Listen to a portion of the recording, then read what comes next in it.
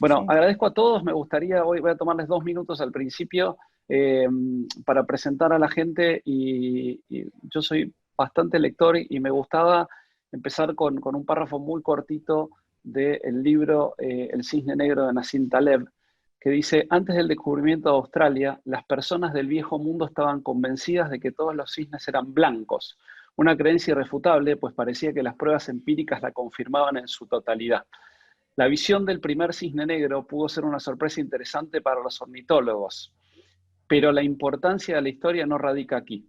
Este hecho ilustra una grave limitación de nuestro aprendizaje a partir de la observación o la experiencia y la fragilidad de nuestro conocimiento. Una sola observación puede invalidar una afirmación generalizada derivada de milenios de visiones confirmatorias de millones de cisnes blancos. Todo lo que se necesita es una sola y, por lo que dicen fea, ave negra. Dando un paso adelante y dejando atrás la cuestión lógico-filosófica para entrar en la realidad empírica, lo que aquí llamamos un cisne negro es un suceso con 3 atributos que siguen. Es una rareza, pues habita fuera del reino de las expectativas normales, porque nada del pasado puede apuntar de forma convincente a su posibilidad. Segundo, produce un impacto tremendo. Y tercero, pese a su condición de rareza, la naturaleza humana hace que inventemos explicaciones de su existencia después del hecho, con lo que se hace explicable y predecible. Entonces, nos parece hoy que claramente el COVID-19 ha sido un cisne negro y que, como todas las crisis, tienen 3 características que me parece interesante destacar. La primera, siempre pensamos que es la peor de todas, que esta no va a tener solución y que vamos a estar hundidos. La segunda, tendemos a distraernos, estamos mirando las noticias todo el tiempo, lo que hablaban recién, cuánta gente murió, cuánta gente va a morir, la terapia intensiva, y nos distraemos. Y la tercera es la más importante para todos los que están aquí dentro, que en su gran mayoría son líderes que atienden negocios, es que requieren adaptabilidad. Y para adaptarse y tomar decisiones adecuadas necesitamos contar con información excelente y a su debido tiempo. Por eso, hoy el objetivo de este seminario es acercarles esa clase de información junto a MFS, una de las firmas de gestores más grandes y prestigiosas del mundo con quien trabajamos en forma permanente. Presentamos entonces hoy a Pilar Gómez Bravo, CFA, directora de renta fija de Europa en MFS Investment Management. Pilar nos va a hablar básicamente cómo afecta la crisis al mundo y qué tenemos por delante. Y luego José Ciaba Zarrate, economista y consultor financiero, varios ya lo conocen, que centrará su atención en Argentina y tratará de explicarnos cómo viene y sigue esta economía ya de por sí golpeada. Nuevamente quiero darle las gracias a MFS, a Pilar y a José por su tiempo y acompañamiento, y a todos ustedes por la confianza que depositan permanentemente en nosotros, en Criteria. Como detalle de organización, durante la presentación pueden hacer preguntas usando la funcionalidad que hay para hacer las preguntas. Está Nicolás Max, también, que ahí lo ven, que es nuestro Chief Investment Officer o director de Asset Management, que va a seleccionar 3 por cada expositor, que las vamos a hacer al final de cada sección. Es decir, cuando termine Pilar irán las preguntas de Pilar, porque ella tiene después otro compromiso, y luego las de José. Seguro van a quedar muchas preguntas sin responder que eventualmente podrán explorar con sus asesores en Criteria. Sin más para decir, Pilar, el escenario es todo tuyo. Pues muchas gracias, Jorge, y quería agradeceros esta oportunidad a todos para hablar de la situación tan particular en la que vivimos y cómo están reaccionando los mercados y un poco quizás pautas en las que nos enfocamos de cara al futuro. Simplemente avisar también que normalmente cuando hablo de temas de renta fija de mercado suelo hacerlo en inglés, así que por favor permitidme quizás algún desliz en cuanto al lenguaje, que no hablo mucho en castellano de estos temas. Pero con esto voy a intentar compartir la presentación en la que vamos a enfocarnos hoy. Y pasaremos las páginas, intentaremos hacerlo pues eso, dentro de una media hora o menos, para poder intentar maximizar el tiempo que tenemos para las preguntas. Y cuando estuve pensando sobre esta presentación y cómo enfocar quizás la calidad del diálogo, al fin y al cabo reflejé con este título el dilema en el que nosotros como inversores nos enfocamos, y tenemos estas discusiones pues casi todos los días entre los colegas de renta fija y de renta variable. Y básicamente es un poco el destilar la esencia de los movimientos que estamos viviendo en el tira y afloja, por un lado, entre la avalancha de dinero impulsada tanto por la intervención de los bancos centrales como por las acciones fiscales de los gobiernos de países tanto desarrollados como emergentes. Y por el otro lado tenemos la intensa preocupación que surge por lo del cisne negro, ¿no? por el análisis de los fundamentales tanto macroeconómicos como microeconómicos a nivel empresarial y por la gran incertidumbre que persiste en cuanto a la duración y la magnitud del impacto económico debido al coronavirus. Y en las próximas páginas iremos haciendo un recorrido macroeconómico y de mercados enfocándonos en estas dos vertientes de mucho dinero y mucha preocupación.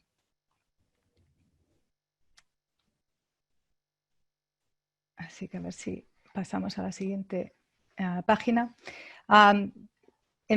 Quizás estos apuntes, estos puntos claves son obvios ahora. Sin duda estamos en la recesión más profunda a nivel global que hemos experimentado desde la Segunda Guerra Mundial. De hecho, hemos tenido 14 recesiones desde el 1870 y a raíz de estos confinamientos impuestos, debido a la alarmante rapidez de infección del virus, la actividad económica se paró por completo. Y de repente en cada país y en varios países simultáneamente. Y esto no lo hemos vivido pues, en ningún momento dado. Y esto ha afectado tanto al servicio como al sector industrial de manufactura y tanto al consumidor como a las inversiones de las compañías. A medida que se levantan las restricciones en cada país, seguimos con gran incertidumbre sobre la velocidad de la recuperación económica dados los riesgos idiosincráticos de cada país. Es fácil, la verdad, y estábamos comentándolo esto antes de empezar la conversación, José y yo, que es muy fácil imponer confinamientos totales en poblaciones, pero no es tan fácil tener una estrategia de salida coherente mientras no haya una cura o una vacuna para este virus. Entraremos también brevemente en una discusión sobre si veremos o no inflación y en conclusión pensamos que viviremos un periodo desinflacionista a corto, pero por primera vez en mucho tiempo, y los que conocen a la visión de MFS siempre hemos mantenido una posición de no ver riesgos de inflación globales a largo plazo, pero por ahora mismo estamos empezando a contemplar esa posibilidad más a largo plazo. El resultado de esta intervención monetaria es que con tasas tan bajas y los diferenciales en mercados de riesgo tan bajos y comprimidos y la suspensión de dividendos de muchas compañías, es difícil cada vez más encontrar inversiones que ofrezcan rentas de alta calidad y por tanto el enfoque en renta fija se torna en encontrar oportunidades dictadas por el incremento de dispersión y volatilidad que estamos experimentando. Y eso es algo que, bueno, pues que los gestores activos tienen como posibilidad de tomar como ventaja. En este contexto de incertidumbre y de este tirafloja entre la avalancha de dinero y la continua preocupación, continuamos apostando por una gestión activa y también por un nivel de diversificación alto. Esta diversificación es tanto global como entre sectores y creo que ahí es como podemos obtener mejores retornos a través de este periodo de incertidumbre. En la siguiente página empezamos a mirar ya quizás la ilustración de los problemas que supone esta pandemia. Y hay dos gráficas aquí que capturan quizás la expansión dramática del virus a nivel mundial. Y empezamos el año con el mundo observando quizás a China y mirándolo de lejos, la verdad, lo observábamos de lejos y la drástica intervención que vimos en ese momento de un país que no es democrático en implementar medidas tan drásticas de lockdown o de confinamiento y que se vieron obligados a seguir uno a uno, paulatinamente, casi todos los países democráticos y de mercados desarrollados a medida que el virus hizo su impacto en las poblaciones de estos países. Por supuesto, existen análisis mucho más detallados por países, per cápita, de muertes y tasas de mortalidad, de hospitalizaciones. De hecho, en Estados Unidos seguimos viendo casos subir, mientras que en Europa están bajando, pero también dentro de Europa vemos que el Reino Unido y Suecia siguen con tasas elevadas en comparación con otros países como Dinamarca o Austria. O sea que estos son quizás indicaciones simplemente que, bueno, pues que ahora vemos que el problema está enfocado en los países emergentes en este momento y que también el enfoque quizás o el foco no es tanto ya en los casos del virus, sino también quizás más importante en los números de hospitalizaciones que se están viendo, ya que el problema más significativo que se intenta evitar es el del desbordamiento de los sistemas de sanidad pública en estos países. El virus sigue siendo un misterio, pero sabemos que afecta desproporcionalmente a la gente mayor y, por tanto, la gráfica de la derecha ofrece quizás una perspectiva demográfica que mitiga la severidad de la gráfica que vemos en la izquierda.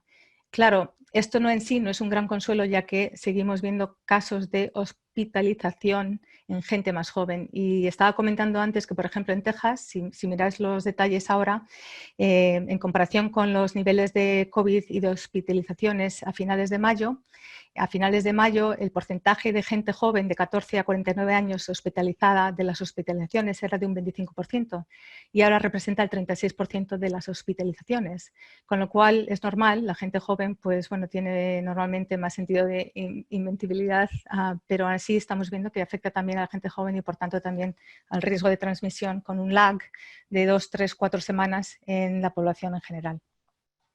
Si pasamos a la siguiente página, aquí es donde vemos quizás ya las primeras señales de los impactos tan drásticos que está teniendo esto en el mercado, en los mercados y en la economía. Esta es la primera recesión desde 1870 que ha sido ocasionada simplemente o únicamente por una pandemia.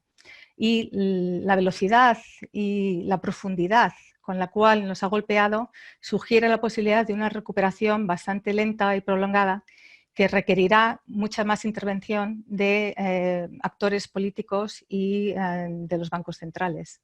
Para muchos mercados emergentes y en desarrollo, sin embargo, el apoyo efectivo que pueden ofrecer y medidas de mitigación van a ser bastante difíciles de alcanzar, básicamente pues porque también hay una gran parte del empleo que es informal. Es un sector informal o de economía sumergida y con lo cual eso va a crear muchos más problemas que quizás otras economías donde no existe ese caso.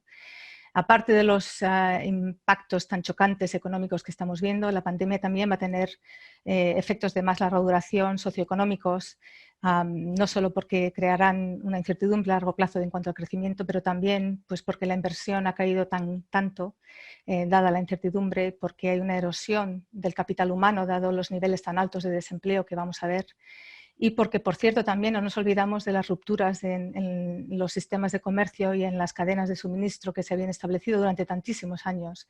Y este sentido de desglobalización también dará lugar a una recuperación más lenta. En la derecha vemos una comparativa entre el impacto actual de la pandemia en medidas económicas que medimos mundiales y en cada de estos países, y también lo referenciamos a la experiencia vivida en 2008 y 2009. Muchos de los análisis que estamos nosotros viendo como inversores comparamos las experiencias vividas quizás en la crisis más reciente, porque hasta esta crisis del 2020 veíamos la crisis financiera como la mayor distorsión de mercados a raíz de la intervención de los bancos centrales. Y como vamos a ver, pues esto supera en magnitudes las intervenciones que vimos en el 2008-2009 y vemos las caídas que hemos visto ahora en los indicadores económicos también son mucho más mayores de lo que vimos a raíz de la crisis financiera. Y de ahí que veamos y que hablemos mucho, y vosotros habréis oído también mucho hablar de las letras del alfabeto en cuanto a la forma de recuperación, ¿no? Que si vamos a experimentar una recuperación en forma de V o en forma de U o en forma de L. Y más reciente nosotros apostamos más quizás a la marca de Nike, de las zapatillas y del swoosh, quizás como experiencia global para salir de esta crisis. Si seguimos adelante, y también quería daros un poco un reflejo de nosotros miramos, claro, muchos indicadores macroeconómicos y también, claro, de empresariales a nivel compañía, ¿no? A la hora de invertir. Pero esto es simplemente una muestra de indicadores que nos dicen la magnitud que estamos viendo, el cambio que hemos visto en el último trimestre. Una de las medidas que miramos más de cara a darnos una indicación de si vamos a entrar en recesión o no es la evolución de las reclamaciones por desempleo en Estados Unidos. Y como vemos, el nivel máximo al que habíamos visto en el 2008-2009 era de 600.000 personas, 600.000 reclamaciones. Ahora hay que multiplicar esa cantidad por 10. A principios de abril vimos más de 6 millones de reclamaciones y aún a pesar de que hemos visto, claro, una recuperación significativa a medida que se han levantado el confinamiento, seguimos en niveles semanales de más del doble de lo que vimos en lo máximo de la crisis financiera. Y estos niveles de crecimiento en la gráfica de arriba de la derecha son los mayores que hemos visto per cápita desde la Segunda Guerra Mundial. Y el indicador, el Sentix Index que veis ahí abajo, es básicamente un indicador global indicador de sentimiento, un poco de confianza. Y vemos también que la preocupación de los consumidores y de las compañías ante la situación actual es muy grave. Así pues, comienzan la salida paulatina de las restricciones impuestas y es difícil ignorar la enormidad del impacto que hemos visto, a pesar de que estamos ya saliendo en muchas economías de estos confinamientos. Entonces, ¿a qué ha dado lugar este tipo de magnitud económica? Pues ha dado lugar a una dramática revisión a la baja en tan solo 3 meses de crecimiento tanto en países desarrollados como en mercados emergentes. Entonces, aquí tenemos en la gráfica de la izquierda el nivel global, el nivel de advanced economies o mercados avanzados, países desarrollados, y luego la última barra es el de mercados emergentes. Y vemos que en estos 3 meses hemos visto revisiones mucho más grandes de las que ocurrieron durante todo el periodo de 12 meses vivido en la gran crisis financiera. Pero lo que sí que resalta además es la dispersión en estas expectativas, destacables en la gráfica aquí de en medio, al ver cuán grandes son las barras de abril y mayo, y no solo en comparación con los principios de este año, pero también con los periodos de meses del año 2008 y 2009, con lo cual, ¿por qué es importante este tipo de análisis de rango de dispersión en las estimaciones?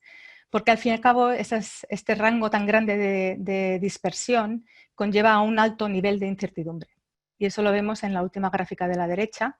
Estos niveles de incertidumbre son perniciosos, ya que retrasan niveles de inversión empresarial y de consumo por parte de los particulares. Y por desgracia, como he dicho antes, hasta que no veamos si hay nuevas reincidencias del virus en economías que abren, como en Europa, el comportamiento de los consumidores y los niveles de desempleo que resultan más a largo plazo, y hasta que no haya una cura o vacuna, pues seguiremos con niveles altos de incertidumbre, que por cierto, en términos de mercados, dan lugar a niveles más altos de volatilidad.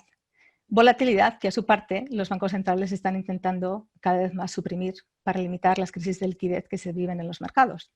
Y quizás con esto podemos empezar a hablar ya de las intervenciones monetarias y fiscales que estamos viendo. Y quizás un poco esta tira y afloja del dinero y las preocupaciones. Pues si hemos visto hasta ahora el nivel tan grande de preocupación que existe por los datos macroeconómicos y de análisis fundamental, ahora pasamos a ver lo que están haciendo los bancos centrales y las autoridades políticas para mitigar el impacto económico a largo plazo.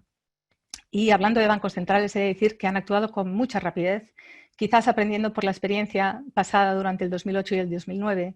La intervención ha sido generalizada y aquí simplemente vemos en la izquierda la cantidad de expansión monetaria anunciada en los mercados G3, que son Estados Unidos, Europa y Japón, en relación aquí al Producto Interior Bruto, y cómo estos niveles no tienen ni comparación con lo que ya vimos en la gran crisis financiera. En la imagen de la derecha, y quizás también muy importante para los inversores, es el contexto histórico reciente de las compras de valores por parte de los bancos centrales, lo que se llama Quantitative Easing o QE. Y en esencia refleja esta avalancha de liquidez de la que hablaba yo al principio, que en primer orden estabiliza los mercados, viendo en marzo el peligro de tener otra crisis financiera encima del impacto económico del virus, y que en segundo lugar da tiempo a que los niveles de incertidumbre bajen y la recuperación encuentre un ancla. Al final, la consecuencia es simplemente empujar las tasas y los diferenciales a la baja y llevar a los inversores a invertir en áreas de más riesgo y, por tanto, de más rendimiento potencial.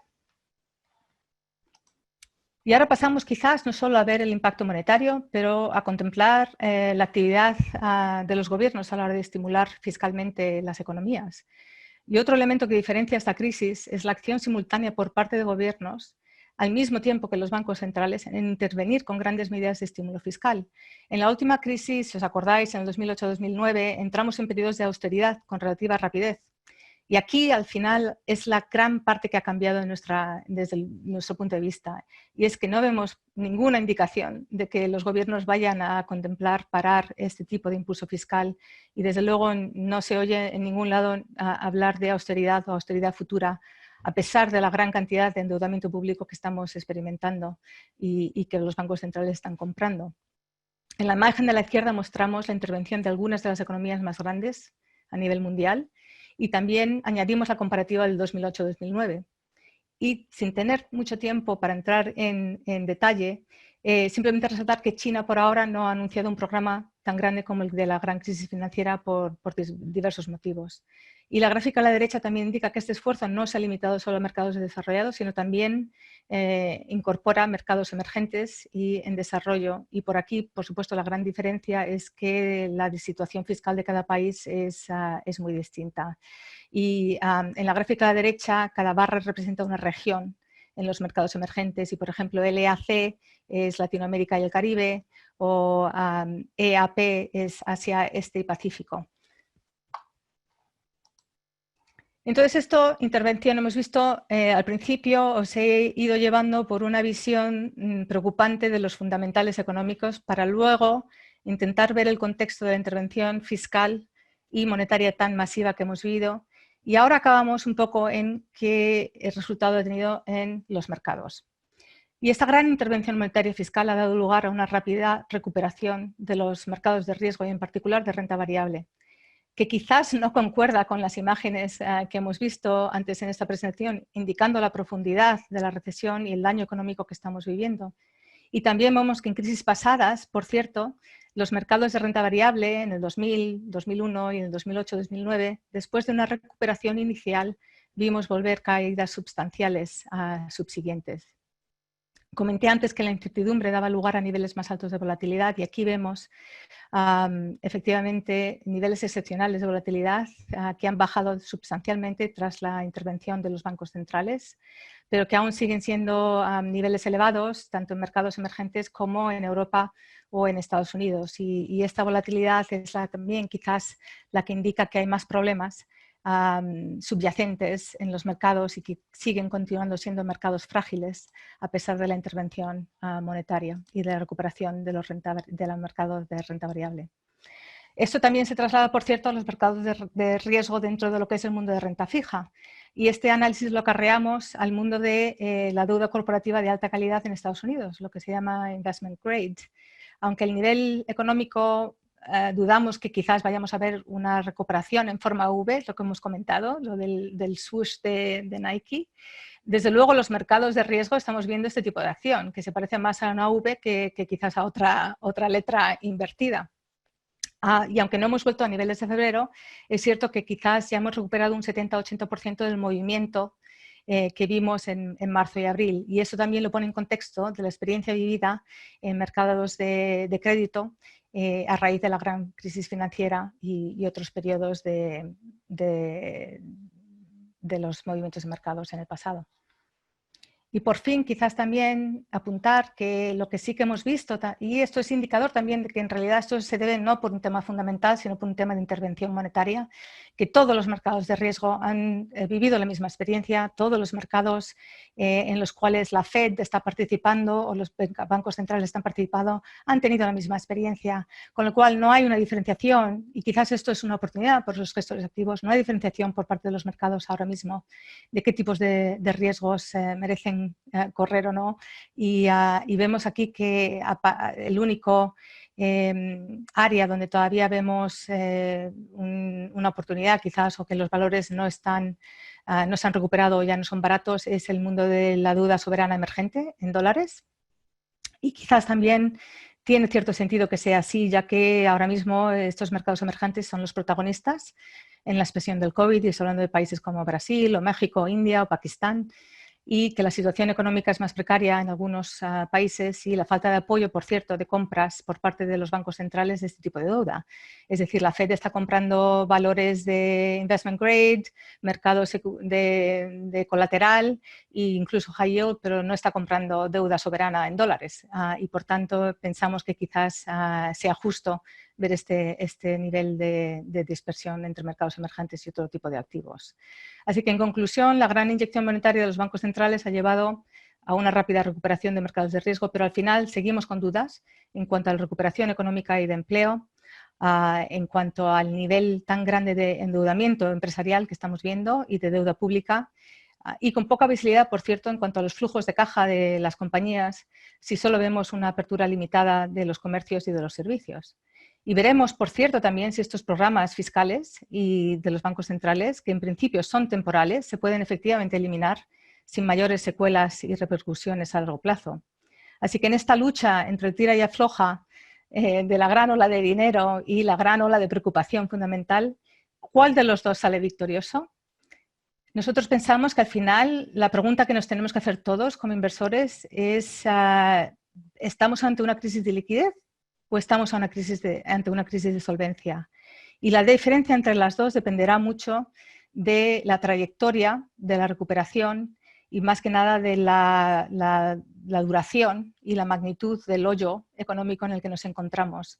Y esto, si vemos que se retrasa la recuperación, pues nos dará más preocupación de que al final estamos en una crisis de solvencia con muchas más repercusiones negativas que simplemente en una crisis de liquidez en donde los bancos centrales pueden intervenir con éxito.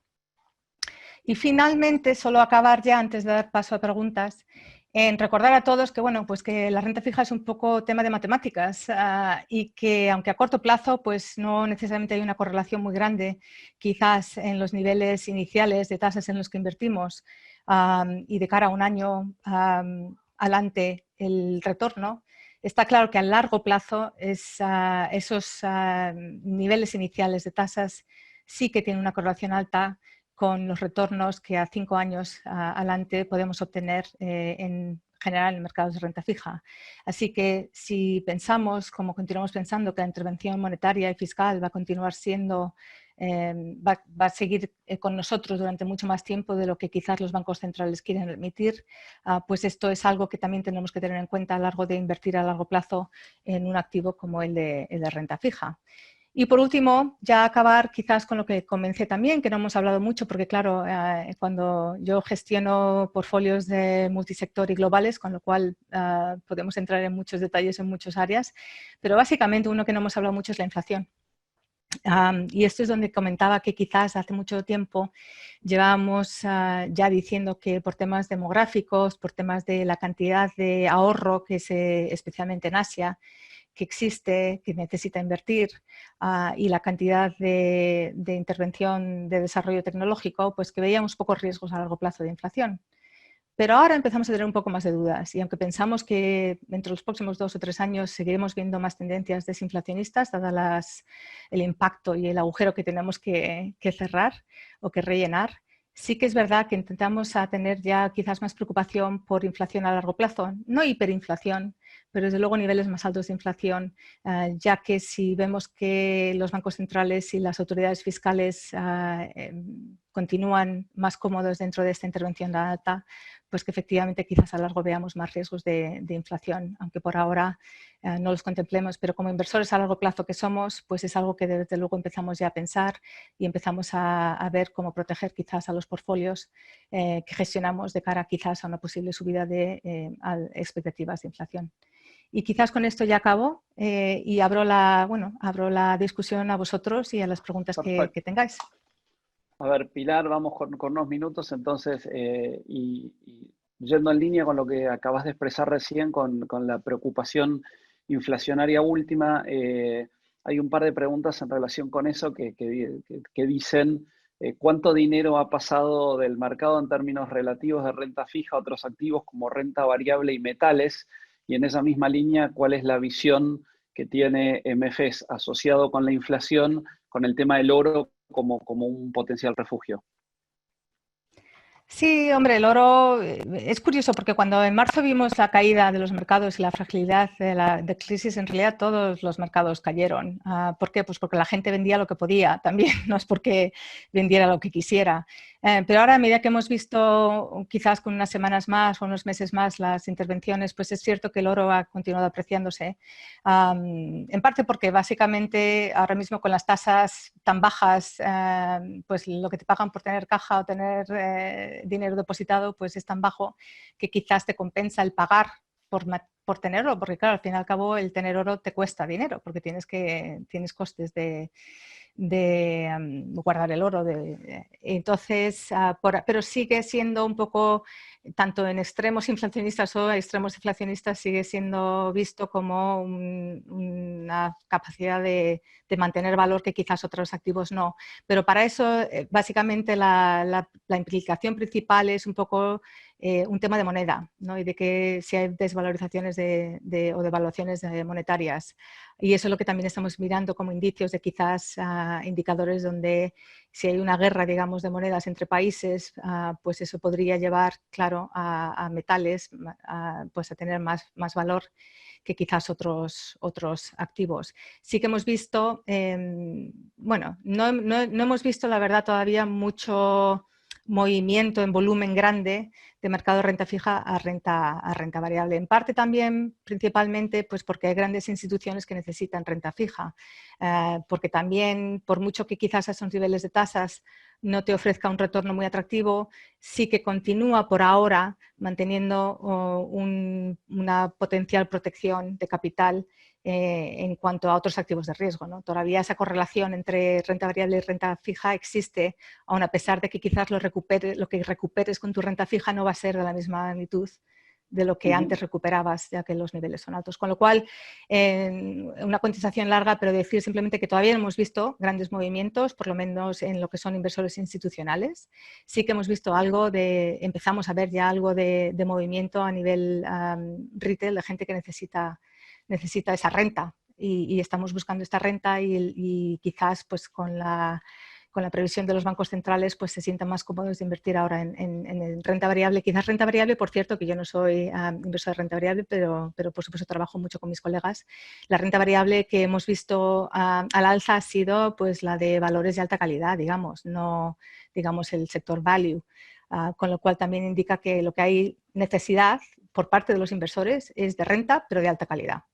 Y ahí todavía entre renta fija y este tipo de renta variable pues vemos que hay sentido, pero sí que a largo plazo hay que tener cuidado con la inflación y eso ahí sí que tiene que tener más daño en el mundo de renta fija y por tanto eso lo veremos no ahora, pero quizás a finales de año o quizás cuando el virus ya se haya controlado, qué secuelas existen en tanto la política monetaria como fiscal para darnos pautas de si vamos a ver efectivamente inflación en el 2022 o en el 2023, pero no ahora.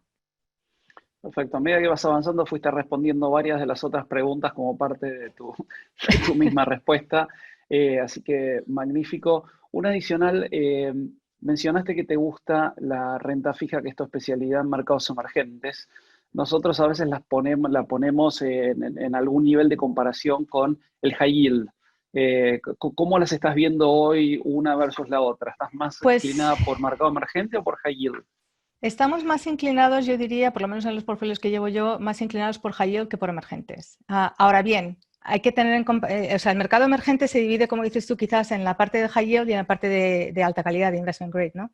La parte de alta calidad, de hecho, sí que ofrece valor en relación con, digamos, el universo de alta calidad corporativo. Ahí los países que son de calidad crediticia triple B y más, sí que ofrece valor. En la parte de high yield no tanto, y no tanto porque ves los diferenciales históricos y no ofrecen el mismo nivel de oportunidad que lo que ofrecía antes, quizás porque el high yield fue el que más sufrió en la caída de marzo y abril, pero por otro lado porque al fin y al cabo muchos inversores y nosotros también, ceteris paribus, vemos dónde está interviniendo el Banco Central como apoyo, ¿no? Porque lo que quieres evitar es el riesgo del cisne negro, ¿no? Lo que quieres evitar es, digamos, las colas de riesgo. Y entonces sabes que si estás en high yield corporativo americano, en el peor de los casos, la Fed va a intervenir en ese mercado, pero no va a intervenir en el mercado emergente. Entonces, pues si tienes niveles parecidos de spreads o de rendimientos entre los dos activos, mercado emergentes o mercado high yield, la tendencia siempre va a ser para el lado de high yield, asumiendo que puedes elegir las compañías en las que quieres invertir, claro, igual que en emergentes tienes que elegir los países, ¿no? Pero mientras podamos elegir los países que nos gustan o el high yield que nos gusta, a los dos niveles iguales vamos a tender a preferir el high yield que el emergente. Perfecto.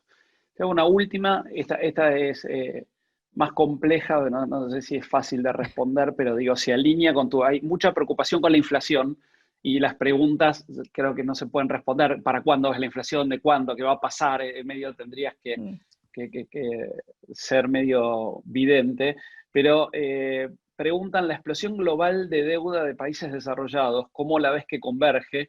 O si será permanente, sosteniendo las hojas de balance en estos niveles para los bancos centrales, y cómo crees que converge y pueden manejar los mercados emergentes el deterioro fiscal que están viviendo en estos momentos, ¿no?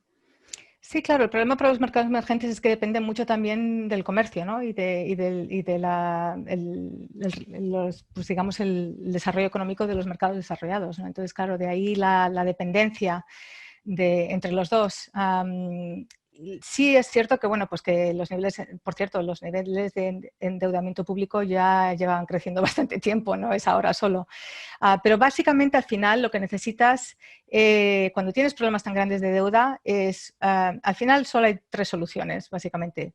O creces y ese crecimiento te lleva a reducir la deuda y básicamente ahora mismo lo que están apostando es que van a apoyar ese crecimiento y que con ese crecimiento, dejando que la inflación quizás corra un poquito más alta, pues conseguirán con ese crecimiento poder pagar la deuda, y una deuda que, por cierto, tiene un coste muy bajo, precisamente porque, claro, está siendo monetizada por los bancos centrales. Entonces, la primera apuesta es crecimiento, ¿no? Entonces, esa es la primera salida. Pero bueno, hemos intentado crecer y llevamos muchos años también intentando crecer y no hemos logrado ese crecimiento. Pero bueno, esa es la primera. La segunda es inflación. O sea que, de hecho, el tener inflación te lleva a converger pues eso, a que el valor montante de tu deuda baje. Y de ahí que, por cierto, también esta intervención tan alta de los bancos centrales y que los gobiernos pues estén contentos es precisamente porque lo que quieren es inflación. Pero claro, todo el mundo se piensa, quizás como el que decíamos, el joven que se cree que es invencible, pues quizás el Banco Central que se cree que es invencible en saber controlar exactamente la inflación, sin llevar a que se corran las expectativas inflacionistas, ¿no? Y ahí está el peligro. Claro, si tú supieras como Banco Central que puedes conseguir una inflación solo justo del 3% y nadie más se va a pensar que va para subir, pues fenomenal. Pero el problema es que, claro, que es muy difícil ese límite, ¿no? Entonces, ¿cuán es el nivel adecuado? ¿Es un 3? ¿Es un 4? Y si es un 4, ¿por qué no vas a un 6? Y ahí ya empezamos con problemas. Entonces, claro, pero la inflación es la segunda. Entonces, primero, crecimiento. Si no puedes hacerlo con crecimiento, desde luego la inflación seguirá siendo el segundo objetivo, porque el tercero que queda es el más feo, que quizás es el que estáis viviendo en Argentina también, y es un poco pues el impago. Y hay países desarrollados, por cierto, en la historia, donde hemos estado en esta situación, países como Inglaterra, países como Estados Unidos y, lógicamente, recientemente Grecia. Y vemos países como Italia súper endeudados. Entonces, bueno, no queremos pensar que llegamos a esa última opción, pero esas son las tres opciones que tenemos. Y, por tanto, sí que yo creo que por eso quizás vemos esa insistencia en ver inflación quizás más de lo que habíamos visto antes. Perfecto. Bueno, la verdad ha sido un lujo tenerte, Pilar, con nosotros. Tener un manager de tanta calidad que encima habla español es magnífico, ¿no? Y tan lindo español. Así que gracias. Estás invitada a quedarte. Sé que tenés otros compromisos, así que cuando tengas que salir, salí. Gracias de vuelta por tu presencia. Gracias, MFES. Y te cedo la palabra a José si querés para que empieces. Gracias, Pilar. Muchísimas gracias, Jorge. Gracias a todos. Bueno, gracias, Jorge. Yo voy a hablar sobre Argentina, como habías dicho. Vamos a compartir la pantalla. La empecé a mover. No sé si la están viendo. Supuestamente ahora deberían verla. Ahí se ve perfecto, ¿eh? Bueno, perfecto. El primer punto que creo que salta a la vista en la Argentina es que nos está faltando un plan sostenible de antes de la pandemia y con la pandemia mucho más. Es un tema que el ministro Guzmán enfatiza mucho, sobre todo en las negociaciones con los bonistas, pero falta ese plan ahora, que quizás es el aspecto al cual no le está prestando tanta atención. No dentro de 10, 15 o 20 años o a lo largo de toda una planilla Excel, sino en este momento. Yo lo que les voy a proponer es hacer un ejercicio pensando el 2021 primero y yendo para atrás. En todo gobierno, los 2 primeros años, todo lo que se hace es para ganar la elección de mitad de periodo del 2021, y me parece que este es un un marco relevante. En ese marco hay elecciones el 24 de octubre, supuestamente del 2021, es muy posible que cambie todo el esquema electoral, está en revisión, a lo mejor no tenemos pasos, a lo mejor tenemos varios lemas, hay toda una ingeniería moviendo del gobierno y en última instancia también de la oposición. Yo identifico en esa dinámica tres fases muy claras. Una, la que llamo cuarentena y aislamiento, que es la fase temporal en la que estamos ahora. La segunda es lo que uno podría llamar la post-pandemia, que además sería la post-renegociación de la deuda. Y tercera sería la campaña electoral, culminando con la elección. Hay que entender la debilidad del país, digamos. El otro día Alberto Fernández mostró el detalle crítico, que es la falta de disponibilidad de suficientes camas, dado el ritmo de expansión de la pandemia, y queda muy claro varias debilidades que tenemos. Una es la aritmética, ¿no? La suma de camas en Buenos Aires más Cava más resto da 462 y Fernández muestra 472. Ya tiene toda una trayectoria de slides y de láminas donde no consigue acertar reunión tras reunión. Es un tema que no me parece poco importante. El segundo elemento es que si uno mira las 424 camas ocupadas que tiene Buenos Aires más Cava y ve que Buenos Aires más Cava, o sea, el área metropolitana, tiene el 54% de ocupación, lo que estamos diciendo es que X y X son las demás patologías, más las 424 del COVID, son el 54,1% del sistema en Cava que puede atender los casos críticos de la enfermedad. No sabemos a qué velocidad avanza X, uno supone que eso va a estar contenido, pero 424 camas para una población del tamaño de la Argentina y para la velocidad que tiene el virus, obviamente, si 424 camas ocupadas nos ponen en esta situación, hay que entender, digamos, la debilidad y la fragilidad de la situación que estamos enfrentando. Les decía, esta es una etapa de cuarentena y aislamiento, digamos, y tiene varias características fáciles de identificar. Hoy en día la idea o el mantra es pasar el invierno. Ahí flota, digamos, detrás de las medidas que se han tomado, la idea más o menos científica de que vamos a tener una pandemia que va a acentuarse hasta la primavera. Tenemos una economía que está en hibernación y una economía que está especificada. Digamos, la economía funciona como funciona en buena medida porque se ha especificado en gran medida de prepo, e inclusive antes de la pandemia. En este marco, el Estado fija y varía a gusto las reglas de juego, las restricciones, la asistencia. La preocupación número uno del gobierno, y ojalá el gobierno hubiera sido tan prudente en este tema, tan prudente como en este tema, en el tratamiento de otros temas.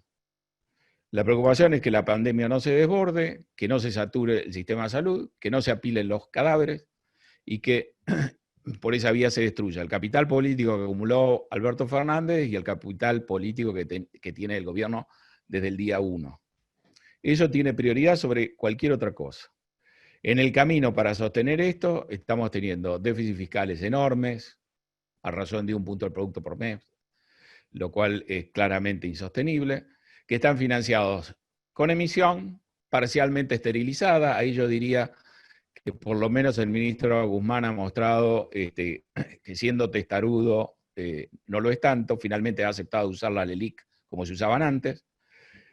Esto está financiado por inflación reprimida, por el cepo, que se lo ha ido reforzando, y por un efecto de encierro que es visible, digamos, que hace que uno no pueda disponer de los pesos con la misma flexibilidad que en condiciones normales.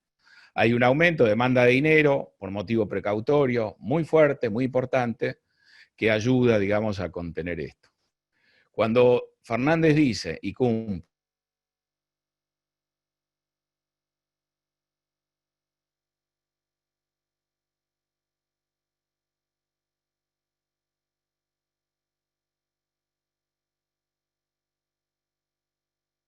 que la cuarentena salió de la nada, no tiene nada que ver, pero marca un rol que prestarle atención cuando uno analiza Argentina. Argentina es muy idiosincrático. Entonces surge en este marco, como fruto de una iniciativa política, la decisión de expropiar Vicentín, lo cual nos recuerda que estamos sujetos a la pandemia, pero también a otras enfermedades preexistentes que explican bastante bien nuestro cuadro, ¿no? En esa misma decisión hay una devaluación de la figura de Alberto Fernández, que aumentó su capital político por el manejo de la pandemia, y hay un conflicto interno en la coalición gobernante que es muy importante. Al punto tal que Alberto Fernández tiene que desmentir, y al desmentir obviamente uno confirma. Es decir, que en un marco donde tenemos pandemia, donde tenemos muchas dificultades, creamos una adicional, y que es el funcionamiento del aparato político, del sistema político y del gobierno, que tiene, como ustedes saben, una arquitectura inusual de un presidente elegido en principio antes que por los votantes, por su vicepresidente. Yo creo que existe la convicción de que este es el momento ideal dentro del kirchnerismo para sacar provecho de que en el fondo la población está encerrada o en cuarentena, y que es un buen momento para avanzar la agenda, porque coincide también con el primer año de gobierno, con una luna de miel que ya se ha consumido, pero digamos, este es el momento donde uno puede llevar adelante las decisiones que pueden ser más drásticas y que pueden ser decisivas para definir, digamos, la suerte a largo plazo del gobierno. Y yo señalaría una gran variedad de signos que causan mucha inquietud. La suelta de presos, el plan de la diputada Vallejos en plena pandemia, de decir, bueno, podemos usar la asistencia para acceder al capital de las empresas, el intento de expropiación y la intervención de Vicentín, la reforma judicial en ciernes y los distintos proyectos, el ataque persistente a los silobolsa, el shock empobrecedor que es la pandemia en todo el mundo y obviamente también acá. Un hecho señalado por el ministro Culfas, que 9 de cada 10 hogares hoy recibe algún ingreso estatal, que uno podría imaginar que eso tiene una lectura de que en principio los votos deberían distribuirse de una manera similar. Eso está muy respaldado por el abrazo histórico entre Alberto Fernández y el gobernador Infran, que creo que tiene también un mensaje simbólico que ha calado bastante profundo. Y después los millones de personas y las miles de empresas que van a quedar en estado de necesidad cuando termine la pandemia, que ya lo están ahora, pero que van a quedar de manera más evidente y entonces a merced también de las decisiones que pueda tomar el gobierno usando, digamos, el control del Estado. Es decir, tenemos una fase de cuarentena y aislamiento con un componente político que de a poco ha ido aflorando y que cada vez tiene una incidencia mayor. Hemos visto las disidencias dentro de la coalición de gobierno, que la vicepresidenta no está conforme con el presidente en términos de la diligencia para ir resolviendo, ir anulando, ir sacando del camino el lastre de los procesos judiciales. Este efecto Vicentín finalmente termina siendo o teniendo una resolución, por lo menos preliminar hasta ahora, donde en el fondo Vicentín quedaría en función de un proyecto del PJ de Santa Fe, o claramente del PJ no kirchnerista, ella no era la idea. Y después, por otro lado, la importancia que tiene mostrar liderazgo para el kirchnerismo, que hace que, digamos, si Vicentín no progresa, hace falta instalar otra cosa, lo que hoy está instalado, la idea de volver a la carga con la ley del impuesto a los ricos, aprovechando, según dicen los que están detrás de esto, que el 70% de la población está de acuerdo en que se ponga un impuesto a los ricos. Con Vicentín y con el alargamiento de la cuarentena, la grieta volvió a abrirse, se había cerrado por el temor a la enfermedad y por el manejo hábil del consenso que creó Alberto Fernández para atacar, digamos, la pandemia, para anunciar la cuarentena, rodeado de Larreta, de Gerardo Morales, digamos, de todo el espectro político. Creo que el fenómeno del banderazo es un traspié importante. La decisión de Vicentín abre también un problema. Santa Fe y Córdoba son provincias que han reaccionado muy airadamente, las dos las gobierna el peronismo. Y sobre todo que no queda tan claro que Cristina puede imponer su voluntad a placer sin reproducir un efecto 125. Esto no debería ser parte de los temas que uno trate en la pandemia, pero yo creo que es un componente muy importante. El tema del no a la expropiación es un tema a discutir, yo creo que el kirchnerismo lo va a seguir discutiendo, ahí hay un párrafo de Horacio González, y el otro tema muy importante, lo ha dicho Guy Sorman días pasados, mutatis mutandis, cuando él dice el empobrecimiento de Venezuela no es un accidente, el régimen quiere que todos dependan del Estado. Ahí es donde entra a cuento la reflexión de Culfas y el abrazo a Infran y muchas señales que nos indican que en el fondo puede haber prioridades muy distintas que tenga el país, que tenga la población y que tenga el gobierno. Y eso uno no lo debería pasar por alto. En esta etapa de cuarentena y aislamiento, esta es una etapa preparatoria, es una etapa donde uno tiene que resolver los dos problemas, la enfermedad y la deuda, por la manera que Argentina planteó el tema de la refinanciación de la deuda. O sea que Alberto tiene que cerrar la deuda ley extranjera, está claro que no tiene ningún interés el gobierno en promover el default, no hay ninguna campaña, se invirtieron reservas para evitar el default, o sea que el default si sucede es un accidente no deseado por el gobierno, ni siquiera hay una estrategia de policía bueno o malo, no hay nadie, no hay una Fernanda Vallejo pidiendo el default o sirviendo, digamos, para facilitarle la negociación a la parte buena del gobierno, entre comillas. Yo creo que Alberto quiere producir un golpe de efecto, Alberto tiene una mentalidad muy 2003 y por eso me parece que lo ideal para el gobierno sería resolver esto después del pico de contagio.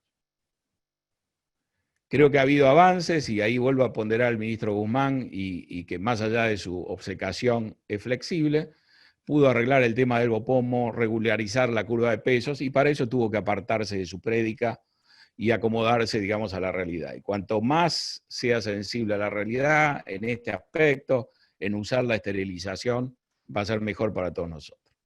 Arreglado con los bonistas de ley extranjera, digamos en julio, agosto, el esquema debería replicarse con la deuda soberana en moneda extranjera, ley argentina, quizá con la variante, no la entiendo compulsiva, sino alternativa a voluntad de poder elegir títulos en pesos indexados. Y las provincias van a seguir ese camino, con lo cual esta etapa de cuarentena y aislamiento debería terminar con la enfermedad controlada, ojalá haya un efecto estacional, y con la deuda también despejada. Una referencia al pasar, vamos a caer 10%, dice el fondo, antes de esta resolución de prolongar la cuarentena, es el doble del promedio mundial. El efecto en América Latina, digamos, Argentina está en la mitad del lote más floja, estos son con los datos de ayer, pero Ecuador y Perú han tenido impactos más fuertes.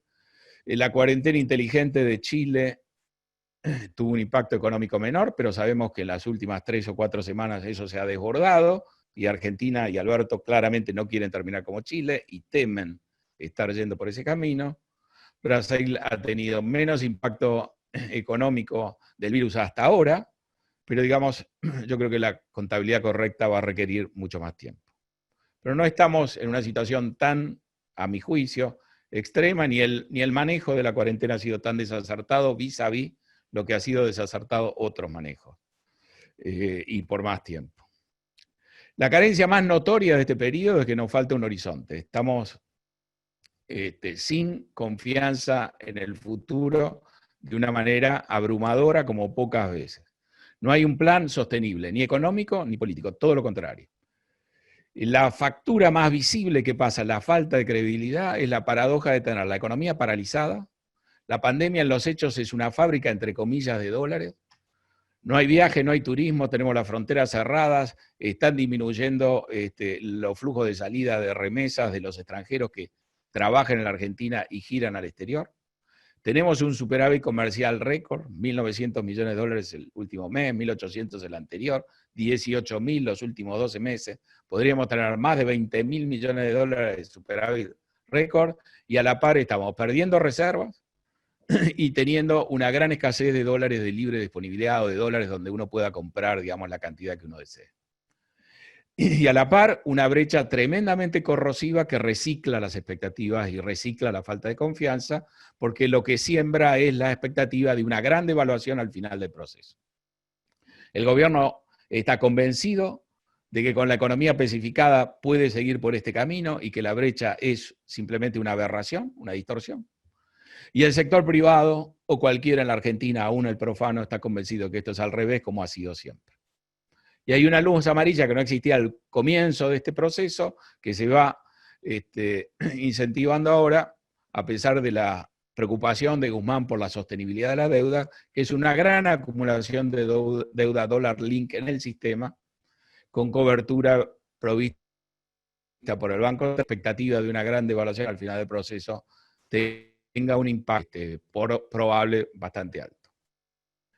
En este esquema hay una gran contradicción que deberíamos hacer notar. Por un lado, la UIA diciendo que 4 de cada 10 empresas no sobrevive si sigue la cuarentena.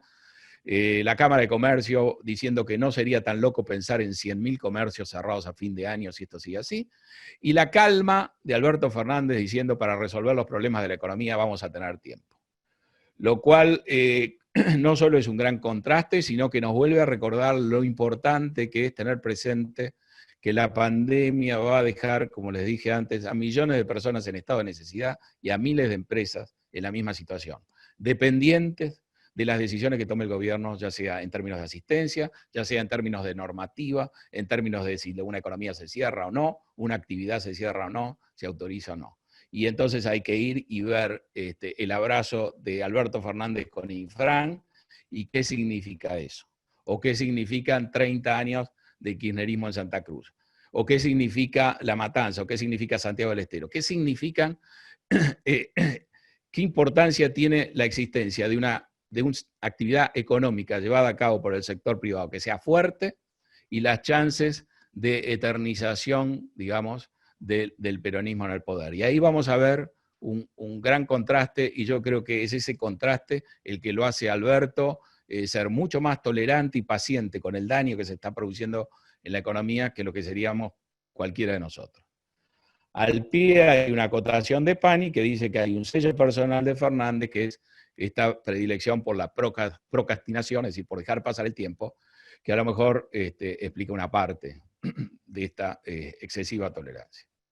Cuando salgamos de esto, a lo mejor el día del estudiante, el día de la primavera, poco después,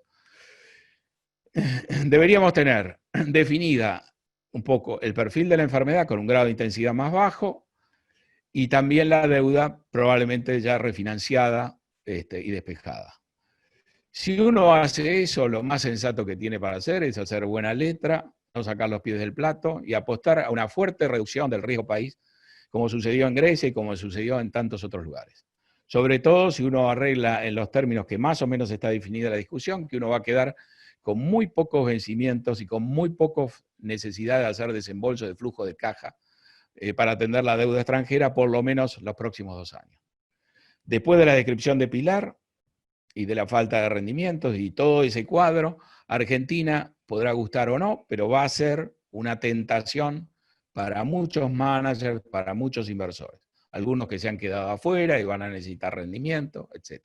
Es decir, lo que la Argentina debería hacer después de refinanciar es aprovechar la inercia que todo el mundo espera después de una refinanciación en estos términos. La Argentina no está participando para nada del boom de deuda que se observa en los mercados internacionales, que hemos visto que es fabuloso. Digamos, la crisis internacional se resolvió no con la Fed poniendo las tasas en cero ni emitiendo miles de millones de dólares. Se resolvió el 23 de marzo, cuando la Fed dijo que estaba dispuesta a comprar deuda corporativa. Y ese mismo 23 de marzo se dio vuelta al mercado de bonos y se dio vuelta al mercado de acciones, y el mercado de acciones no ha cambiado de dirección hasta ahora. Y cuando la Fed dijo que además podía comprar deuda sin grado de inversión, Fallen Angels, mejor.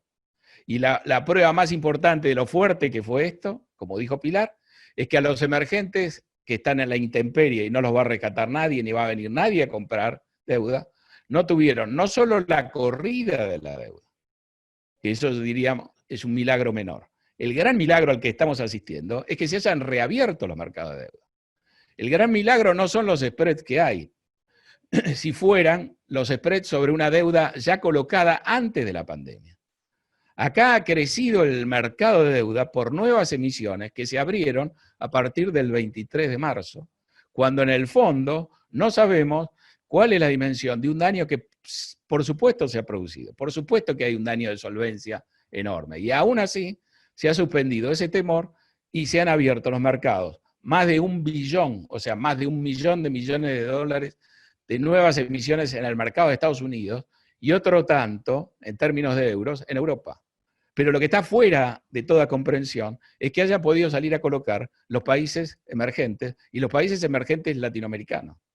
Si uno toma un México y analiza la pandemia y dice, México vive de los ingresos del petróleo, bueno, el mercado de petróleo se destruyó. De los ingresos del turismo, el mercado de turismo se cerró. De la remesa de los trabajadores mexicanos en Estados Unidos, bueno, esos trabajadores perdieron el trabajo. Más tiene una pandemia y una pandemia más manejada. Lo último que uno se imaginaba o se podía imaginar, si conocía de antemano todos esos datos, es que México iba a poder colocar nueva deuda. Y México y Guatemala y Colombia y Chile y Brasil y todos, los buenos y los malos. Simplemente hay que ponerse en la fila. Una de las razones por las cuales Argentina va a tener el impacto económico más negativo es precisamente que no estamos ni siquiera en esa fila. La cuarentena causa mucho daño, pero la cuarentena está muy correlacionada con la pandemia, y si la pandemia avanza, podemos ignorar la cuarentena por un tiempo y después la tenemos que poner igual, que es lo que estamos viendo en Texas, en Arizona y en California. Pero nosotros estamos con una cuarentena sobre la deuda pública hace más de un año, y eso fue simplemente una jugada política muy buena, porque sirvió para ganar una elección. Pero eso está generando una corrosión enorme y esa es una corrosión que hay que arreglar. Si lo arreglamos y llegamos a la pospandemia con la deuda refinanciada, lo que vamos a tener es primero la posibilidad del sector privado de refinanciar los vencimientos que vienen. El comportamiento de la deuda del sector privado en moneda extranjera es muy bueno porque refleja la expectativa de que no va a haber default. Una vez que eso se concrete, si hay proyectos en el sector privado, va a poder emitir nueva deuda, como lo están emitiendo países que tienen alrededor muchas más deudas económicas que un PAE o que un Arcor o que alguna compañía de ese tipo. La Argentina debería muy rápidamente empezar a negociar con el fondo y tiene dos caminos. Uno es rehabilitar el acuerdo stand-by en su segunda versión, hacer una tercera versión, porque ese acuerdo ya tiene habilitado 12.000 millones de dólares pendientes de desembolso. La otra cosa, y se pueden hacer alternativas o se puede hacer un mix, es obviamente hay que refinanciar y hay que remover los vencimientos de capital del 2022 y 2023. La deuda argentina va a ser sostenible una vez que tengamos un acuerdo en ese aspecto. Y ahí lo más lógico es un acuerdo de facilidades extendidas. Ahí la duda más grande es que obviamente eso tendrá que ser contrapartida de reformas estructurales y este gobierno, esa parte del menú, si la hace, la querrá hacer con un perfil muy silencioso. El fondo ha creado, después que nosotros nos fuimos, después de que quedamos en una situación en suspenso, ha creado nuevas líneas para asistir a los países afectados por la pandemia. Nosotros teníamos cama adentro, tratamiento especial, éramos la principal preocupación del fondo, pero ahora hay 100 países que han ido a tocar la puerta, 30, 40 países que se han llevado algo, y nosotros, como estamos eligiendo una estrategia de negociación que deja al fondo de lado, vamos a arreglar primero con los acreedores privados, bajo la inteligencia que los acreedores privados no piden reformas estructurales porque no les interesa, deberíamos ir ahora, entonces estamos negociando en la más absoluta pobreza, para que no aparezca ningún dólar en un Excel que los acreedores nos puedan reclamar.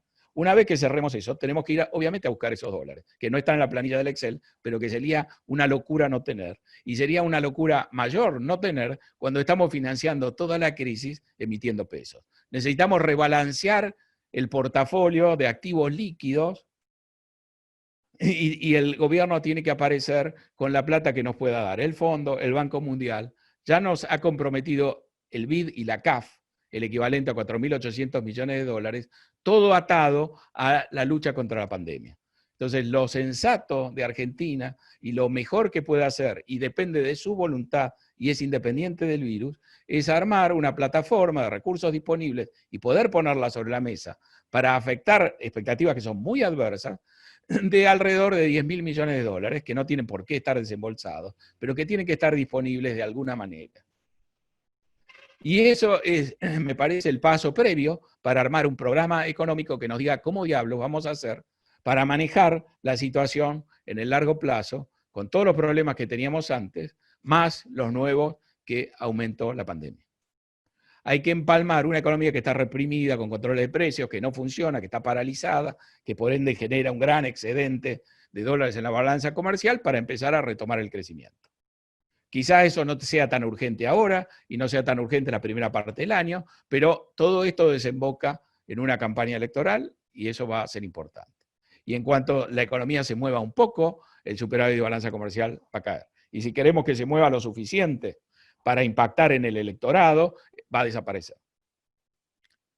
¿Cómo vamos a hacer con el esfuerzo fiscal? Que a diferencia de Estados Unidos, que ha dicho, bueno, yo no emitía deuda del Tesoro a 20 años, vayamos a ese segmento. Entonces hace una licitación y a una tasa de 1,22 coloca 20.000 millones de dólares. O que tiene una tasa a 10 años que no llega al 0,75, debe estar en 0,65. Nosotros tenemos esto financiado en buena parte en una gran masa monetaria excedente, que hoy tiene una cierta demanda por motivo precautorio o porque es muy trabajoso ir al banco y sacar todos los pesos que uno tiene y comprar dólares. Entonces, ¿cuál va a ser la ingeniería cambiaria? Dado que ahí es donde está el talón de Aquiles de las dudas que hoy tiene la población. ¿Cómo se va a ordenar las cuentas públicas? ¿Cómo se va a ajustar el déficit que obviamente esta magnitud no resiste? Tenemos una experiencia del 2001 de planes sociales diseñados sobre la marcha para atender una situación de emergencia, que una vez que terminó la emergencia, los planes sociales y los que cobran los planes sociales quedaron de por vida hasta el día de hoy.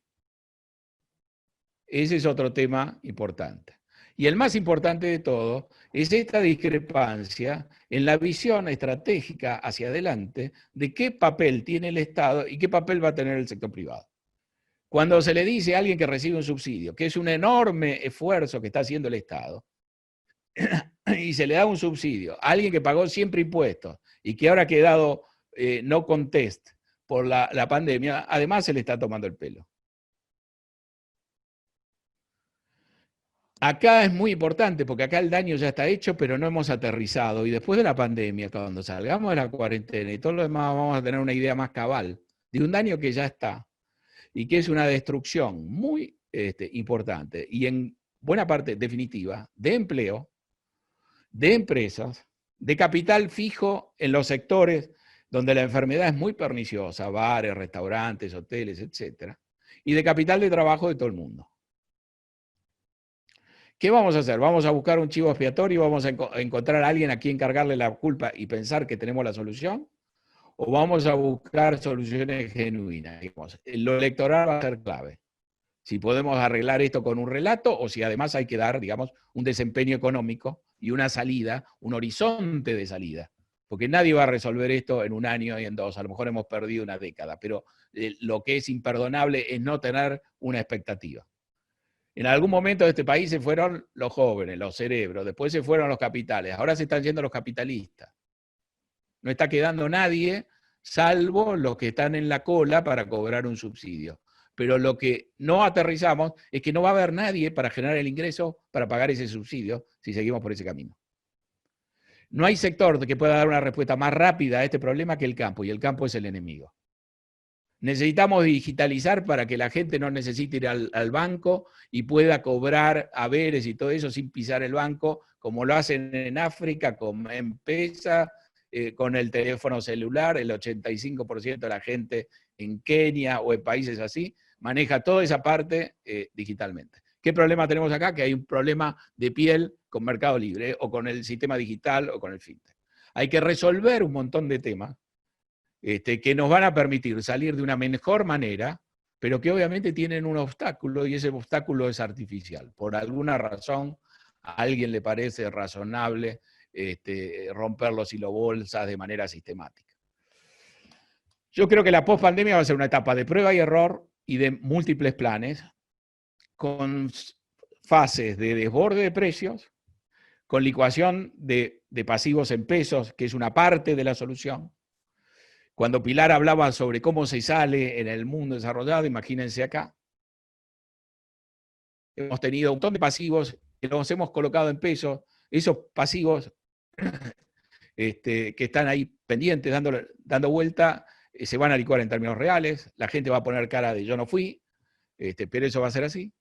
Y vamos a terminar con 1 o 2 ensayos de estabilización. A lo mejor uno no funciona, otro después.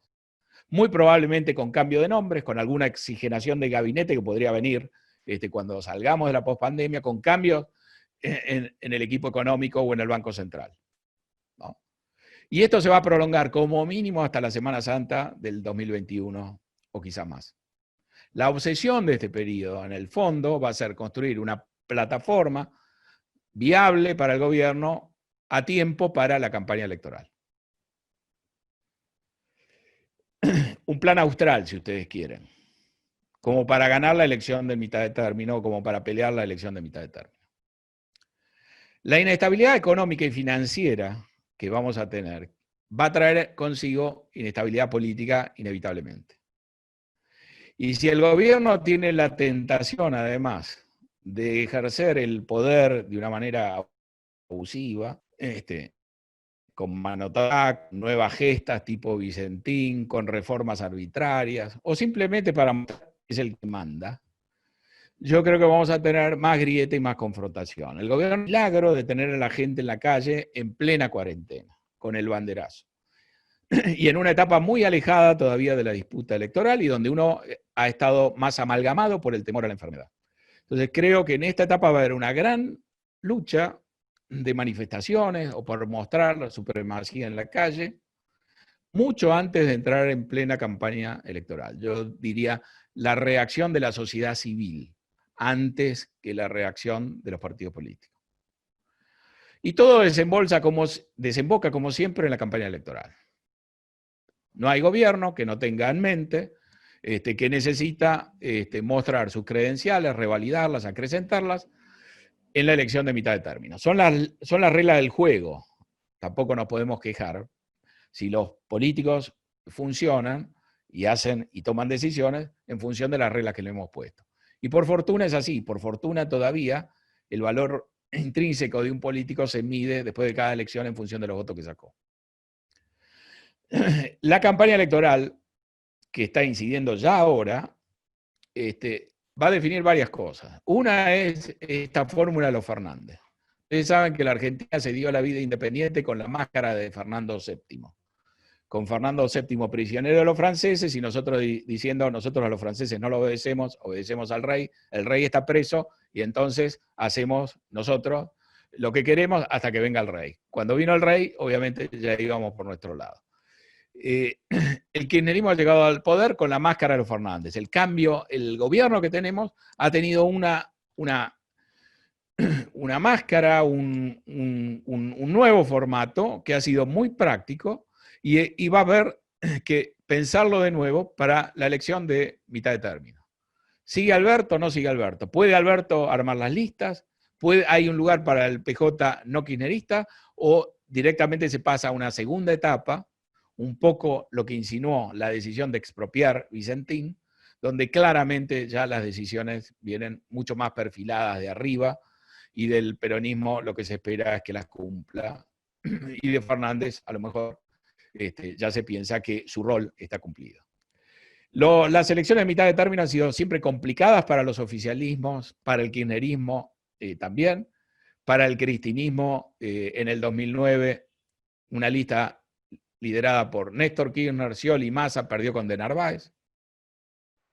El proyecto de Cristina eternizada en el poder perdió en el 2013 con un Massa entonces rebelde, o sea que esta es una elección complicada. La oposición, por su parte, es también un mosaico con distintos intereses políticos y si ese mosaico se requiebra y se divide, vamos a tener una elección diferente, así consigue armar un frente amalgamado. De Narváez derrotó a esa lista, Macri fue un aliado circunstancial de Narváez, cuando Massa triunfó, también hubo una confluencia en última instancia de gente que después no fue masista, pero que ayudó, digamos, a ese triunfo. Uno debería pensar que si el gobierno hace bien las cosas va a terminar con una especie de plan austral o va a generar un overshooting de las variables en la fase anterior y va a entrar a la campaña electoral con algo medianamente armado que genere alguna expectativa de mantenimiento, aunque sea transitorio y eso se vea después de la elección. Es decir, el periodo más complicado, me parece a mí, es el periodo de salida, después de la pandemia, hasta entrar, digamos, ya en la campaña electoral. Por último, para redondear, porque acá hemos hecho un paseo en ese itinerario, yo diría de Argentina algo muy particular. Digamos, la economía argentina se cayó, entró en una recesión feroz en el 2018, mucho antes de la pandemia.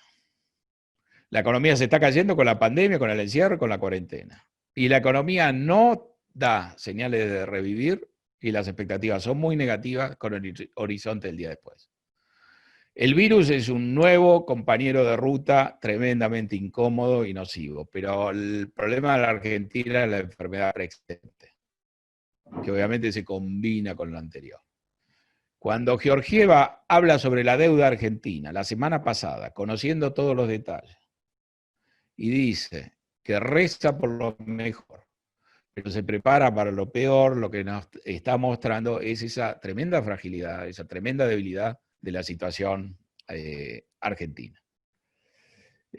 Yo dejaría ahí, Jorge, y para contestar preguntas. Magnífico, buenísimo, gracias por la exposición, José, muy clara. Mientras exponías recibía comentarios en cuanto a tu claridad y cómo fuiste de la política a la economía en un ida y vuelta, en un pimponeando muy claramente.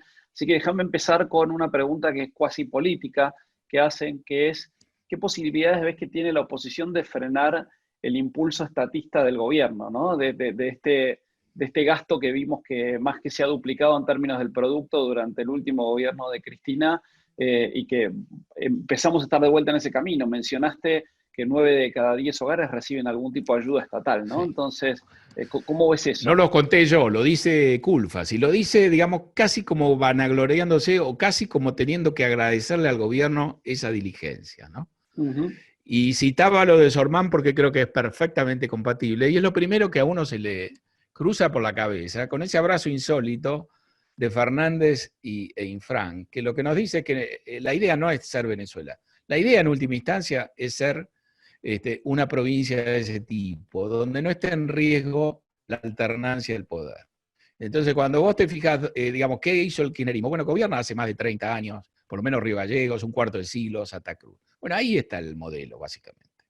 Tampoco es que gobierna el Partido Comunista, es en realidad una versión más del siglo XIX del caudillo con un Estado benefactor del siglo XX y punto, ¿no? Y si hay alguna empresa estatal es básicamente porque después se la maneja como si fuera propia, ¿no? Así que te diría que si terminamos como Venezuela, va a ser más un error que no se busca tanto. Pero fíjate la línea sucesoria que tiene Cristina. Está José Mayans, senador por Formosa, después viene la gente de Zamora, creo que la mujer, por Santiago del Estero. Fíjate cómo se consiguió ganar la elección. El bastión es La Matanza. Cuando vos te fijás el modelo concreto de dónde ha cimentado el poder, esta ala que tiene el mayor poder dentro del Partido Peronista, que es el kirchnerismo, es en ese modelo y no en ningún ascenso, movilidad social, etc. Córdoba o Santa Fe son provincias que gobierna el peronismo muchas veces, pero que tienen otro esquema. Entonces, ¿vamos a poder zafar de este giro al estatismo? Yo creo que esa es la parte más perversa de la pandemia, porque en la pandemia, obviamente, la pandemia es un problema de bien común. No podemos hacer lo que cada uno quiere porque puede enfermarse y convertirse en un vector infeccioso. Entonces el libre albedrío está muy restringido. Para eso tenemos un Estado con funciones indelegables, para resolver estos temas de la pandemia, no para Vicentín, no para otra, pero para esto. Entonces es como que la pandemia franquea el paso del estatismo mucho más, porque sería irracional objetar a que funcionen los hospitales públicos, etc., ¿no? Entonces, como que la pandemia es un partícipe necesario de este proceso que ha llegado en forma ideal, porque esto te va a permitir meterte y después andar a sacarlo, que es el problema. Todo el mundo está pensando, bueno, hay que gastar mucho ahora, pero recordemos el 2001, todos los planes sociales, todo eso, no quedó toda la vida. No se creó, digamos, el oficio de desempleado, de piquetero, etc. Va a ser muy difícil sustraerse a eso. En parte, porque buena parte de la población apoya o simpatiza con eso. Lo que estamos viendo es esta reacción alentadora, si vos querés, de Vicentín, pero en el fondo la dinámica del proceso nos tiene que quedar clara. Nos patean penales y nosotros tenemos que atajarlo. Todavía no podemos patear los penales nosotros, ¿no? Entonces tenemos que tratar de mantener el arco en cero. Yo creo que la elección sí va a brindar entonces la posibilidad de decir esto es excesivo o no. Ahora, lo que es tremendo es que no hacer nada en esta dinámica te va hundiendo, va erosionando al sector privado y deja al sector privado en una posición más parecida a la que uno se imagina que tiene en Formosa o que tiene en algunas provincias de eso, ¿no? ¿Cuál es la lectura que yo hago cuando lo escucho a Culfa decir 9 de cada 10 hogares tienen algún ingreso estatal? Bueno, el ala política le va a decir, bueno, entonces tenemos que tener el 90% de los votos. Es una exageración. Pero la idea es, vos necesitas depender de lo que yo te doy. Y eso era aplicable para un grupo de provincias solamente, para un grupo de empresas, y ahora el universo de gente, de compañías que va a quedar y de actividades va a quedar atado a eso es muchísimo mayor por la pandemia. Entonces yo creo que va a haber que hacer una resistencia muy activa, va a ser muy difícil. Es un partido que a lo mejor uno lo tiene perdido, pero hay que evitar la goleada y creo que hay que llegar a la elección de mitad de término y ahí a lo mejor poner un poco los puntos sobre las IES o definir un poquito mejor una nueva relación de fuerza.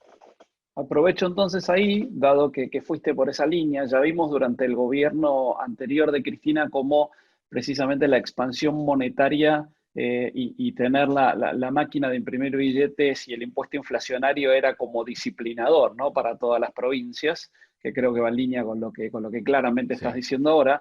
Otra de las preguntas es cómo ves el fin de esa expansión monetaria y qué tipo de crisis enfrentamos, ¿no? Porque estamos viendo expansiones realmente descomunales. Entonces, ¿qué es lo que tenemos por delante en esos términos? Yo diría que lo peor es que estamos viendo efectos reales de esa política, ¿no? A mí me parece que Guzmán le puso un freno a ideas que había antes que él llegara como ministro. Que los propagandadores eran más bien Culfas, eran los economistas que estaban más en el riñón de Alberto cuando Alberto no estaba en el poder. Y creo que el Banco Central también con PESE ha tratado de controlar esto, de contener esto, y en última instancia ha decidido volver a esterilizar. Ahora, esto yo lo veo, obviamente, hoy en un nivel tremendamente exagerado. Creo que hay programas que se pueden cortar, IFE, ATP, por cómo están diseñados, si hay voluntad política se puede cortar, y si hay alguna idea de esta gente de que esto es excesivo, eso se puede acomodar. Pero creo que después va a haber, para enfrentar esto con éxito, va a haber que bajar la parte monetaria, pero la parte monetaria está atada a la parte fiscal. Entonces, lo que vos tenés que arreglar es la parte fiscal.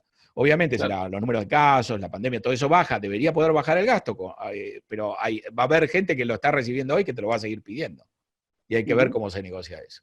Escuchalo a Daniel Arroyo y escuchar el plan que él tiene, y el plan es el ingreso obligatorio, el ingreso universal, y ¿no? Digamos, Arroyo no se da cuenta que es un arroyo sin caudal, un arroyo seco, digamos. No hay plata, ¿no? Y esto ya es una inundación. Entonces hay que sacar el agua, no hay que agregar más, ¿no? No te podés pelear con la gente que produce, que ese es el problema. Es obvio que con empleados públicos vos vas a ganar todas las elecciones, que eso lo sabés manejar bien, que lo haces en Santa Cruz, en Formosa, etc. Pero es imposible llevar al país, reducir al país a esa forma. Y de hecho eso se puede hacer en algunas provincias porque hay otro que trabaja. Y la pandemia lo que ha hecho es arrasar, y vos tendrías que dejar que vuelva a crecer el sector más productivo. De última, el problema de la Argentina hoy es el virus. Antes fueron los parásitos. Ahora se te está muriendo el que trabaja, el que puede aportar, el que suma. Y ahí yo veo que en el fondo eso se va a hacer por las malas, por las consecuencias. Es decir, me parece que lo que vamos a tener es finalmente una gran puja por especificar un poco más, por poner un control mayor y poder salir de esto más o menos con estos precios o esta tasa de evaluación. y una brecha y cosas que te van a estar diciendo, y los precios, digamos, si los podés liberar o si ya la gente puede movilizarse más y la gente vuelve a su trabajo presencial, entonces los recortes de salario van a dar marcha atrás y de repente te aparece una huelga de los judiciales que te están pidiendo aumento. En ese país donde entramos en la misma dinámica, donde vos no tenés muy claro qué es lo que te conviene hacer, donde las prioridades del gobierno y las del país son distintas. Porque ese Alberto Fernández que dice hay tiempo, está pensando en un cierto esquema muy diferente de la gente que tiene que pagar los salarios a fin de mes, etc.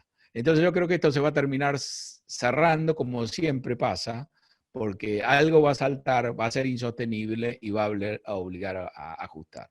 Por eso creo que vamos a tener prueba y error, fases donde se van a descalzar, se van a desbordar las cosas, y otros momentos donde vos vas a tratar de contenerlo. Y muy probablemente con cambios de nombres en el medio. Yo lo veo a Alberto muy convencido de que Labaña debiera ser el gran estratega de esto, ¿no? Entonces vamos a ver cómo se van acomodando estas cosas. Creo que ahí va a haber muchos cambios. Teo, las últimas dos en una, si podés elaborar y después ahí ya cerramos. Hablaste recién de la brecha, está habiendo cada vez más restricciones, ¿no? Nosotros desde la sociedad de bolsa estamos viendo comunicaciones nuevas todos los días que no nos dejan hacer más y más cosas. Entonces, entender, la historia nos cuenta que cuando eso pasa, en algún momento la brecha termina explotando.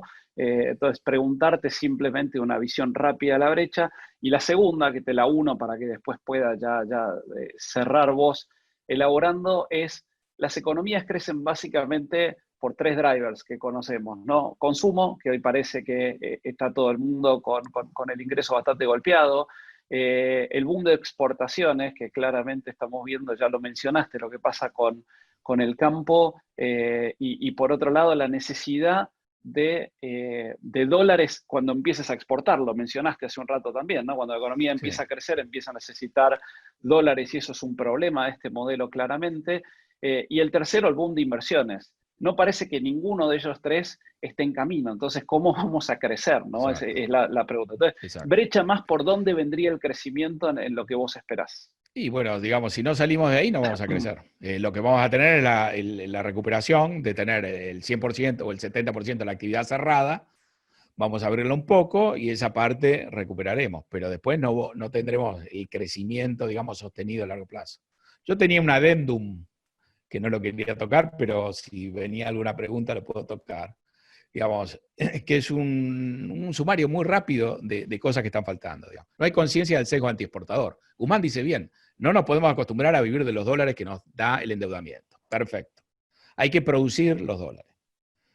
Necesitamos el modelo sostenible. Todo eso es perfecto. Cuando bajás y pones los pies en la tierra, el tipo que produce más competitivamente, el que pudiera darte más dólares todavía, recibe un tipo de cambio que es el oficial, que tiene esa brecha, con un tipo de cambio donde uno pueda comprar y vender libremente, y además le sacás la retención. Y le sumás los costos de romper los silobolsas y todo eso, y además estás estratégicamente peleado con el que te da de comer y el que te da los dólares, lo cual es un problema ya, el problema viene de la metafísica ya, ¿no? Vos odias al que te da de comer, ¿no? No tenés incentivos para la inversión. Cuando Eduardo Constantini en La Nación dice, a veces el gobierno toma decisiones que mete miedo, para que lo diga un empresario que aparte es audaz y es creativo y todo lo demás, efectivamente es así a un grado ya excesivo, porque estamos acostumbrados a que esto sea normalmente así, eso tiene una especie de mediana, pero estos son lecturas que son como cisnes negros, son fat tails, digamos, ¿no? Estos son colas muy altas, digamos. No hay incentivo para el ahorro, ni público ni privado. Ninguna economía en el largo plazo crece por el consumo. Consume de lo que crece, pero crece por el lado de la oferta en el largo plazo. El otro es una cuestión de corto plazo, ¿no? Entonces, en el fondo, si acá no va a ahorrar nadie, ¿a dónde vas a llegar? Esto te arrasó, tenés capital fijo en sectores que no va a valer nada, y encima sectores, bares, restaurantes, cuánta gente en servicios, etcétera, mientras que la enfermedad no la puedas manejar, van a tener un nivel de actividad bajísimo. No hay ahorro privado. Ni siquiera estás pensando en que el argentino está lleno de dólares. Nuestro problema es la sequía y todos acumulamos agua y todos tenemos a nivel privado cantidades enormes de agua. Entonces, te está faltando, ojalá la moratoria, ojalá entre una cierta razonabilidad. Pero me parece que para que la razonabilidad entre, va a tener que cambiar dentro de la coalición la relación de fuerza. Porque si Alberto está pensando en la Baña, si el peronismo lo ha puesto a trabajar alrededor, digamos, hay mucha otra gente que podría acercarse, pero que está vetada y que no refleja las ideas, digamos, del kirchnerismo duro, que es el que tiene el poder. Lean después lo de Horacio González, que está citado ahí, que era el de Carta Abierta, el director de la Biblioteca Nacional, y van a ver el grado de disparate que refleja. Lo dramático es que ese grado de disparate sea en última instancia lo que te explique a dónde quiere llegar, digamos, Cristina. No hay un canal para traer dólares del exterior, digamos. Embromaste el CCL. La comunicación 70-30 es, digamos, una medida para una casa de pompa fúnebre, para alguien que viene. Porque en cuanto se te mueva un poco la economía, no lo podés sostener. Y estamos hablando de la caída más grande histórica de la economía. Si cuando la economía se cae 26% interanual, vos tenés dólares que no te están pidiendo nadie porque no estás importando. No tenés turistas por el mundo, no tenés viajeros, estás en una situación excepcional y me decís que te faltan dólares. El problema es grave, ¿no? Había una apuesta muy fuerte a Vaca Muerta. Bueno, se arruinó, se postergó, digamos. Vaca Muerta no va a ser la carta salvadora. En la ley de superpoderes cambiaste la ley de minería. Querías hacer en Mendoza, en Chubut, lo que hiciste en San Juan. Bueno, Mendoza te lo volteó. A lo mejor se hace algo con minería. Digamos, en el fondo acá vos te diste cuenta que hay empresarios que pueden hacer negocios con el gobierno. Los que participaron de la negociación de la deuda pueden hacer negocios con el gobierno. Pero digamos, acá para invertir algo importante que sea visible, lo primero es que vos tenés que pensar que vas a poder manejar la relación con el gobierno. Entonces, fíjate a quién acudieron para negociar la deuda y vas a ver una lista de empresarios y entonces vendrá una cierta inversión a negocios que tienen, digamos, de alguna manera la vaca atada, un grado de protección grande. No está claro cómo vas a salir de la inflación, yo creo que vas a salir con un fogonazo y con la realidad que te va a obligar a estabilizar, y después cuando tengas la elección, con el apuro por hacer un plan más o menos estable que te permita entrar a votar sin pensar en los niveles de inflación, en todos esos temas que son tremendamente destructivos. Y después tenés un rechazo fabuloso en el kirchnerismo al endeudamiento, y no tener ningún rechazo a la acumulación de déficit, que son los que te producen el endeudamiento. Y eso es de vuelta metafísico, eso ya es un problema, es como la aritmética de las camas, digamos. O todos los problemas que tenés con los cuadros, con los gráficos que mostró Alberto. Que en el fondo te está diciendo, porque una vez le pasa a cualquiera, pero cuando es una cosa sistemática, etcétera, ahí hay algo más serio. Te está faltando un rigor. Ojalá tuvieras, dado que no tenés el rigor, la prudencia que estás teniendo con la enfermedad, el terror que tenés a que la enfermedad se desate. Ojalá hubieras tenido en el manejo de la economía, en el manejo de estos temas, como Vicentín, etc. Y eso nos hubiera, por lo menos, generado una menor exposición a todos estos problemas con los cuales estamos lidiando. Bueno, José, magnífico. Ya siendo, me parece, vamos a ir cerrando, siendo la 1:20. Muchísimas gracias por tu participación y tu clara exposición. Nuevamente, gracias a Pilar, a vos y a MFES por acompañarnos en esto. Y gracias a las más de 200 personas que estuvieron escuchándonos durante estas casi hora y media, un poquito más que estuvimos ahí conectados. Así que, nada, mil gracias por la compañía y esperemos repetir esto pronto. Muchas gracias a todos.